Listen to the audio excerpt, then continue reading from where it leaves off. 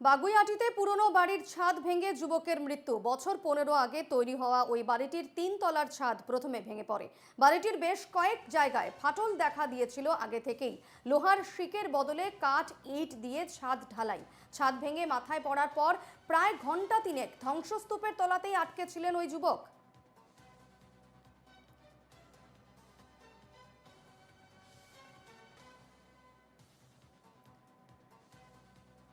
বাগুইআটিতে পুরনো বাড়ির ছাদ ভেঙে মৃত এক যুবক, এবং সেক্ষেত্রে যে ছবি এই মুহূর্তে দেখাচ্ছি, ছাদ ভেঙে মাথায় পড়ে 18 বছরের যুবকের মৃত্যু হয়েছে।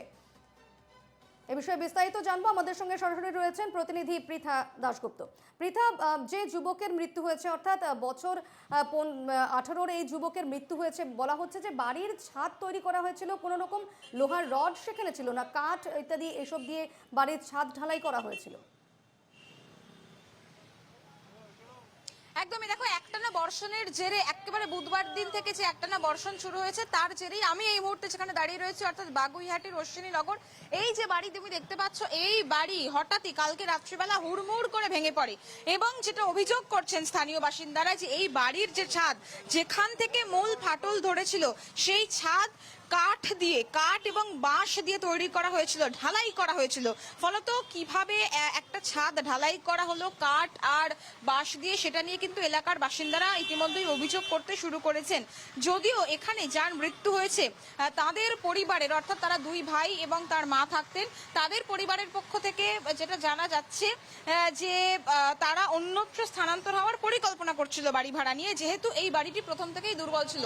এবং তুমি দেখতে পাচ্ছ সরাসরি সন্দীপন দেখা সেই ছবি, ওপর থেকে এমন ভাবে এই যে কাঠের দরজা একদম ওপরে ছাদের ওপরে, সেইটা প্রথম একটু বৃষ্টি পড়ার ফলে কিন্তু ভেঙে ভেঙে পড়তে শুরু করে। এই বাড়িটা শুরু হওয়া থেকেই কিন্তু দুর্বল ছিল, দেওয়ালে ফাটল ধরে গিয়েছিল, গাছপালা জমে গিয়েছিল, ফলত বিপজ্জনক বাড়ি সেটা কিন্তু ছিল। শুধু তাই নয়, আরো একটা জিনিস তোমাকে দেখাই, যে নিচে অর্থাৎ একদম যে গ্রাউন্ড ফ্লোর, সেখানে কেরোসিন তেল বিক্রয় কেন্দ্র ছিল। ফলত এই বাড়ি ভেঙে পড়ার পরে এটা কিন্তু আরো বড় আকার ধারণ করতে পারত। নিচে তুমি দেখতে পাচ্ছ সিলিন্ডার রাখা রয়েছে, কেরোসিন তেল মজুত করা রয়েছে, ফলত আরো বড় কিছু হতে পারতো। এবং আশপাশের যারা বাসিন্দারা রয়েছেন তারা অত্যন্ত আতঙ্কিত। যেটা মূলত জানা যাচ্ছে, এই যে যুবক যার মৃত্যু হয়েছে, যখন এই বাড়িটি ভেঙে পড়ে তখন তিনি ভিতর থেকে চিৎকার করতে থাকেন যে তিনি ছাদের ওপরে অর্থাৎ দোতলায় তিনি আটকা পড়ে রয়েছেন, ধ্রুবজ্যোতি মণ্ডল, এবং তাকে অচৈতন্য অবস্থায় তিনি দীর্ঘক্ষণ চিৎকার করতে থাকে। কিন্তু তাকে উদ্ধার করতে উদ্ধারকারী দলের বেশ খানিকটা সময় লাগে, প্রায় 7 ঘন্টা সময় লেগেছিল। এবং এই বাড়িটি বছর 15 আগে তৈরি হয়েছিল, আর সেই বাড়ি ভেঙে এইরকম বিপত্তি প্রথম থেকে, অর্থাৎ 3 তলার ছাদ প্রথমে দোতলায় ভেঙে পড়ে, তারপরে দোতলায় এই যে ধ্রুবজ্যোতি সে টিভি দেখছিল, এবং তারপরেই তার মাথার উপরে এই বাড়ি ভেঙে পড়ে। এবং ধ্রুবজ্যোতির মা আর তার দাদা সঙ্গে সঙ্গে বেরিয়ে আসেন চিৎকার শুনে, কোনো রকম ভাবে তারা প্রাণে বাঁচেন, কিন্তু ধ্রুবজ্যোতি কোনোভাবেই বেরোতে পারেননি। ধ্রুবজ্যোতি সেই সময় ভেতরে একাই পড়েছিল। এবং কিছুদিন আগে থেকেই বাড়ির বেশ কয়েকটা জায়গায় ফাটল দেখা দিচ্ছিল, তাই আমি যেটা বলছিলাম যে অন্যত্র তারা বাড়ি ভাড়া নিয়ে বাড়ি সংস্কারের বিষয়ে চিন্তা ভাবনাও করছিলেন। কিন্তু একটানা যে বৃষ্টি, সেই বৃষ্টির ফলে কিন্তু এই বিপত্তি ঘটে। খবরবে সাথে সাথে ঘটনাস্থলে কিন্তু আসে দমকল, আসে ডিজাস্টার ম্যানেজমেন্ট গ্রুপ, উদ্ধার কাজ শুরু হয়। যদিও প্রাথমিকভাবে স্থানীয় যারা রয়েছে তারাই উদ্ধার কাজ শুরু করে, এবং ভেঙে পড়া ছাদের অংশ সেটা সরিয়ে উদ্ধার করতে বেশ খানিকটা সময় লেগেছে। এবং তারপরে আজ সকালে এই ধ্রুবজ্যোতির মৃত্যু হয়েছে, এমনটাই কিন্তু জানা গেছে।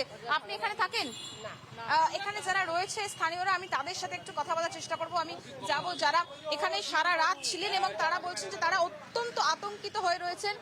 স্বাভাবিকভাবেই এই যে ঘটনা, সেই ঘটনা কিন্তু একেবারে স্বাভাবিকভাবে এই ঘটনাটি আতঙ্কের কারণ হয়ে দাঁড়িয়েছে এলাকাবাসীর জন্য, কারণ ছাদ ভেঙে পড়ে যে ছাদের ঢালাই হয়েছে কোনো রকম লোহার রড ছাড়াই, সেখানে বলা হচ্ছে কাঠ বাঁশ দিয়ে ছাদ ঢালাই হয়েছে। অর্থাৎ কতটা বিপজ্জনক ছিল এই বাড়ি, স্বাভাবিকভাবেই সেই বিষয়টি বোধগম্য হচ্ছে, এবং স্থানীয়রা মানে এই বিষয়টি নিয়ে বেশ আতঙ্কে রয়েছেন। আপাতত ধন্যবাদ পৃথা, পরবর্তীতে আবারও যোগাযোগ করব।